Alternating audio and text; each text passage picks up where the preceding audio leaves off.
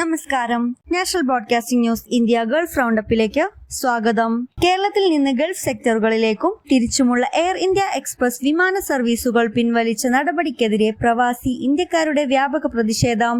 മുൻകാലങ്ങളിൽ ഒട്ടേറെ സമരപരിപാടികളിലൂടെ നേടിയെടുത്ത ബജറ്റ് എയർലൈൻ സേവനം വീണ്ടും വിചാരമില്ലാതെ നിർത്തലാക്കുന്നത് ധിക്കാരപരമായ നടപടിയാണെന്നും വിവിധ സംഘടനാ ഭാരവാഹികൾ പറഞ്ഞു. വിമാന നിരക്കിൽ പൊറുതിമുട്ടിയിരിക്കുന്ന പ്രവാസി ഇന്ത്യക്കാർക്ക് ഇരുട്ടടിയാണ് ഈ പിന്മാറ്റം. ഇതുമൂലം കേരള ഗൾഫ് സെക്ടറുകളിലെ വിമാന ടിക്കറ്റ് ഉയരാനും ഇടയാകും.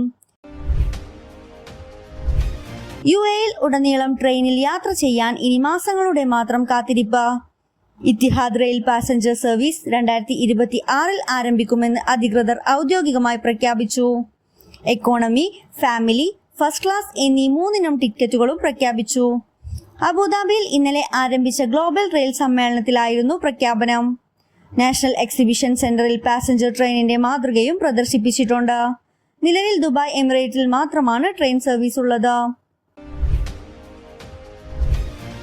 ദുബായ് എമിറേറ്റ്സ് വിമാനത്തിൽ പുതുക്കിയ പവർ ബാങ്ക് നിയമം ഇന്നു മുതൽ പ്രാബല്യത്തിൽ.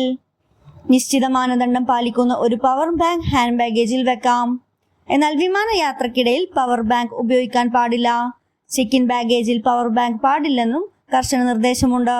100 വാട്ട് മണിക്കൂറിൽ താഴെയുള്ള ശേഷിയുള്ള ഒരു പവർ ബാങ്ക് കൈവശം വയ്ക്കാനാണ് അനുമതി.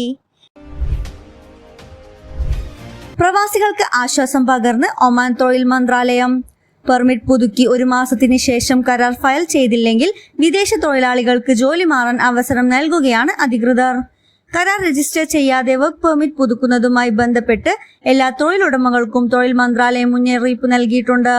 തൊഴിലാളികളുടെ വർക്ക് പെർമിറ്റ് നിലവിൽ സജീവമായ തൊഴിൽ കരാർ സിസ്റ്റത്തിൽ രജിസ്റ്റർ ചെയ്യാതെ പുതുക്കുകയാണെങ്കിൽ ഈ ആനുകൂല്യമുണ്ടാകും.